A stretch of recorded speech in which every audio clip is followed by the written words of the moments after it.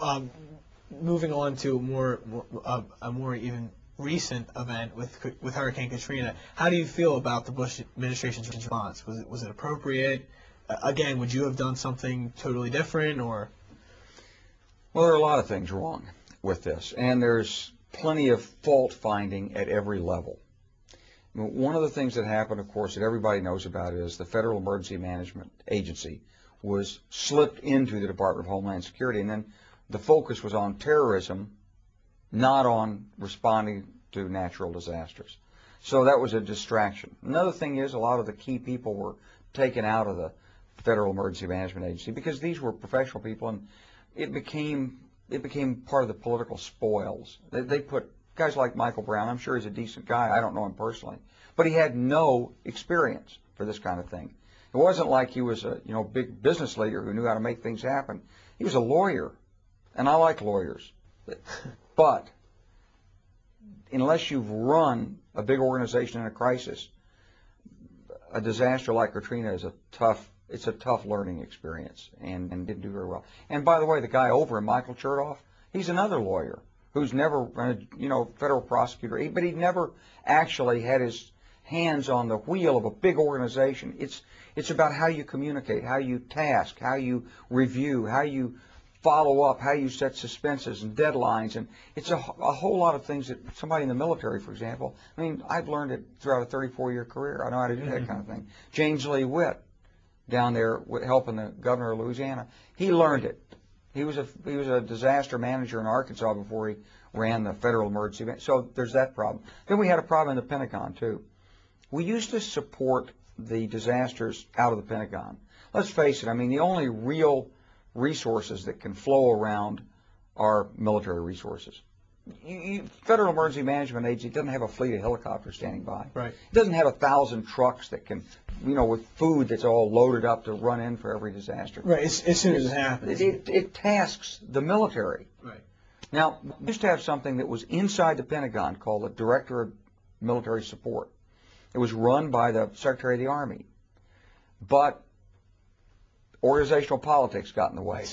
Nobody could understand why the Army got to do all this disaster relief, but the National Military Command Center with the Chairman of the Joint Chiefs of Staff and the Secretary of Defense, they didn't. So people got jealous of the Secretary of the Army because nominally he works for the Secretary of Defense. But in the case of a disaster, he was working for the Federal Emergency Management Agency, and he was responding to the President.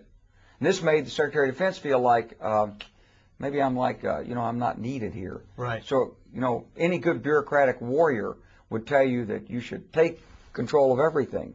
So they took control of the Domestic Support Agency.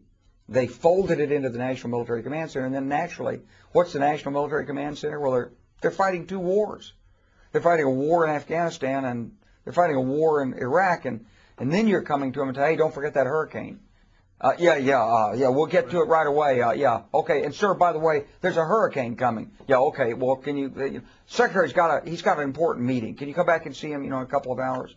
It's not the same kind of responsiveness as if you have the Federal Emergency Management Agency connected directly to its own response cell in the Pentagon.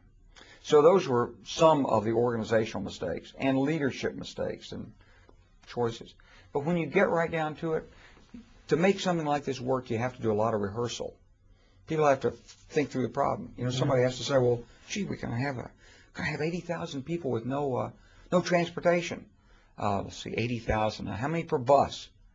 What's our planning figure per bus? 40. If you can get a big bus, 40. Okay.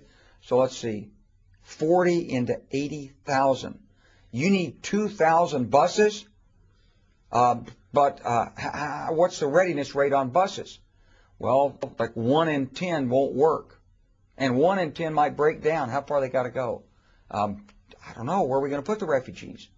So then you start, trying to work your way backwards through this thing. Turns out you might need 3,000 buses. Right.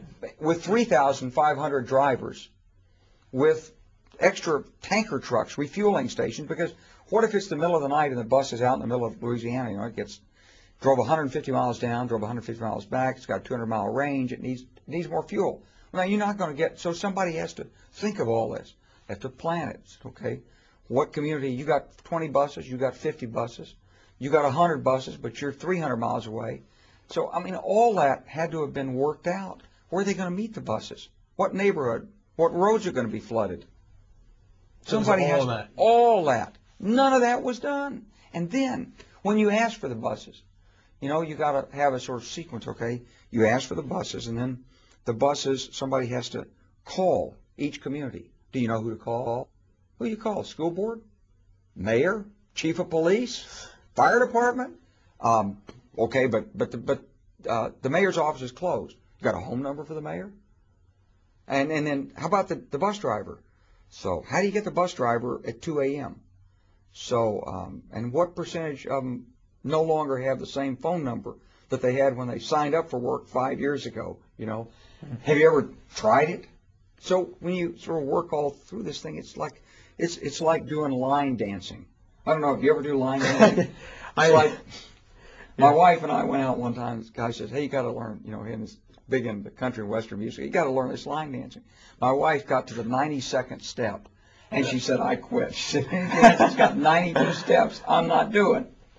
And to make this kind of stuff work, you got to go through 192 steps, and they've got to be thought out. Somebody's got to be responsible for it. Right. And as soon as they come back and tell you that, you know, we've tried, we missed 10% of the buses. Because we couldn't, these were the ones somebody's got to follow up and say, okay, get so-and-so on the phone, drive from this town to that town, go to the parking lot for the buses, get me backup drivers, I want National Guard, break the padlock, get into the buses, start the buses, you know, and how are you going to do that with people who've never done it before? Now, one more thing that's worth talking about on Katrina, of course, is sure. The National Guard leadership. Most of them were in Iraq. I read about that, yeah. Both Mississippi and Louisiana have what they call an enhanced infantry brigade, and this brigade has the command and control apparatus, and usually it's the major, let's call it in technical terms, the maneuver arm for the state. Right. So if you got heavy lifting to be done, they're going to do it. And they're not the engineers that have bulldozers, and they're not the signal corps that has all the wire laying capability, and they're not the aviators. We have all the helicopters. But these are the people that, if you want to organize something, they're the people who do the organization and planning. They were in Iraq. Some of them had already participated in planning for disaster like this. So somebody would say, oh, yeah, the bus problem. Yeah, okay, remember when we did that in the exercise 2 years ago? How we, you know, and somebody, they weren't there. But they weren't there.